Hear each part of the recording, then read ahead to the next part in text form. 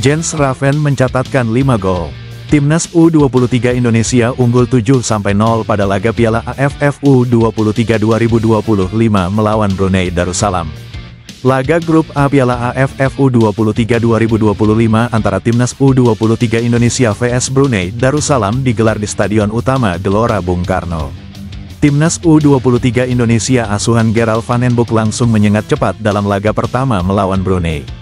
Garuda Muda melakukan tusukan melalui Raihan Hanan dari sisi kanan penyerangan. Pergerakan itu diakhiri Raihan Hanan dengan sebuah operan menyilang. Jens Raven yang berada di kotak penalti mampu mendorong bola dan memberikan keunggulan bagi Timnas U23 Indonesia pada menit kedua. Pada menit ke-9, Raven mampu menggandakan keunggulan via sepakan kaki kiri. Ia sigap menyongsong bola muntah hasil tembakan Ahmad Maulana Syarif. Pada menit ke-13 Jens Raven nyaris kembali masuk papan skor andai sepakannya tidak melenceng ke kanan, menyusul operan silang Raihan Hanan. Pada menit ke-17, keunggulan Garuda Muda nyaris bertambah andai upaya Raihan Hanan tak dibendung kiper musuh. Selang semenit, Rahmat Arjuna mendapati tembakannya menyamping tipis dari gawang Brunei. Sepakan terukur Arhan Fikri lantas menjadikan keunggulan Timnas U23 Indonesia atas Brunei Darussalam bertambah jadi 3-0. Ia cermat menempatkan bola ke pojok kanan gawang Brunei Darussalam pada menit ke-20.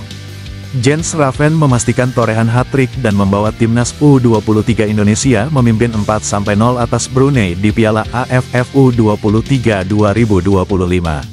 Pada menit ke-30, usai menyambut operan panjang, Jens Raven dengan tenang menempatkan bola ke sudut kanan atas gawang Brunei Darussalam. Garuda Muda pun unggul 4-0.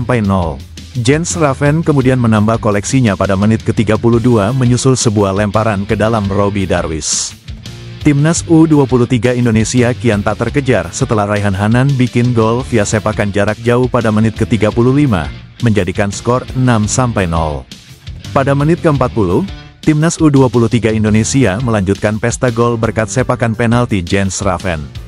Pemain yang baru menekan kontrak dengan Bali United itu menempatkan bola ke pojok kanan gawang Brunei. Pertandingan berakhir dengan keunggulan 7-0 bagi Timnas U23 Indonesia.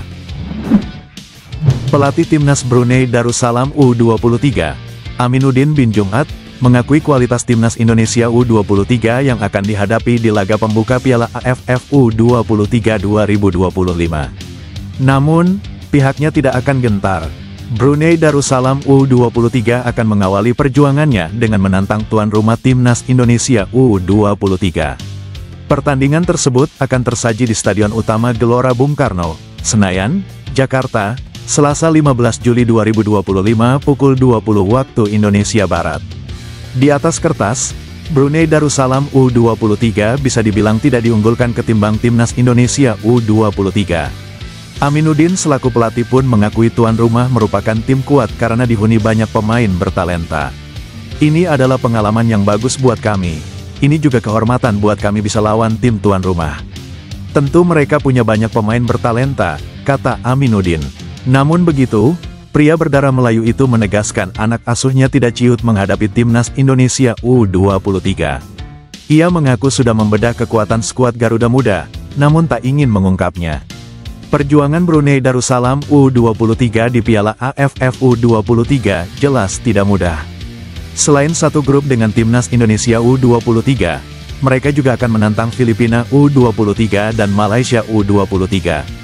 Laga Timnas Indonesia kontra Malaysia di Piala AFF U23 telah memanas meski turnamen belum bergulir. Seperti yang diketahui, rival abadi Indonesia ini akan saling bentrok pada tanggal 21 Juli tahun 2025 mendatang di Stadion Gelora Bung Karno.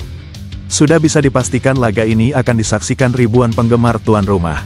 Sebagai tuan rumah, Timnas Indonesia U23 punya beban tinggi di Piala AFF U23 2025. Untuk itu, persiapan demi persiapan telah dimatangkan Gerald Van den Boeck sejak memulai pemusatan latihan pada tanggal 20 Juni tahun 2025 lalu. Meski baru pertama kali memenangi skuad Garuda Muda, Gerald Van den Boeck yakin dengan kemampuan anak asuhnya. Salah satu sorotan utama jelang turnamen adalah potensi debut Mauro Zylstra, striker muda yang kini bermain untuk FC Volendam di Belanda. PSSI telah mengonfirmasi bahwa proses naturalisasi Mauro Zylstra tengah berlangsung, membuka peluang besar baginya untuk memperkuat timnas Indonesia U23. Mauro Zylstra, yang memiliki darah Indonesia dari Bandung, dinaturalisasi untuk memperkuat lini depan Garuda. Meskipun proses ini awalnya dipersiapkan untuk tim senior, usia Mauro Zylstra yang masih 20 tahun membuatnya memenuhi syarat membela timnas U23. Jika proses naturalisasi rampung sebelum batas akhir pendaftaran skuad, Mauro Zylstra bisa langsung dimainkan di Piala AFF U23 2025. Sebagai targetman yang memiliki keunggulan fisik dan naluri mencetak gol yang terasa di kompetisi Eropa, Mauro Zylstra dinilai sesuai dengan kebutuhan timnas saat ini.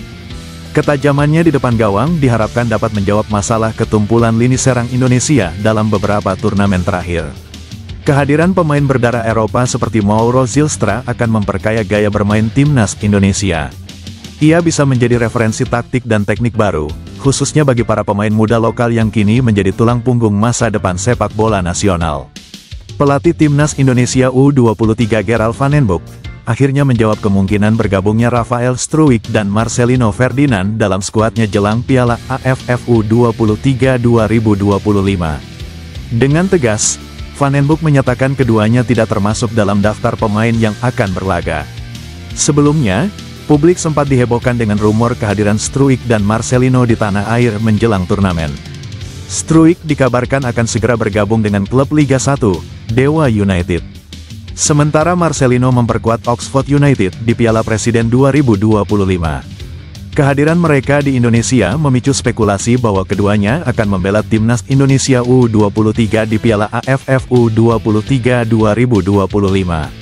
Namun semua dugaan itu ditepis langsung oleh sang pelatih. Dalam konferensi pers yang digelar menjelang laga pembuka Piala AFF U23 2025, Van den Boeck menegaskan baik Struijk maupun Marcelino adalah bagian dari tim senior. Artinya, mereka tidak akan tampil bersama timnas Indonesia U23 di ajang tersebut.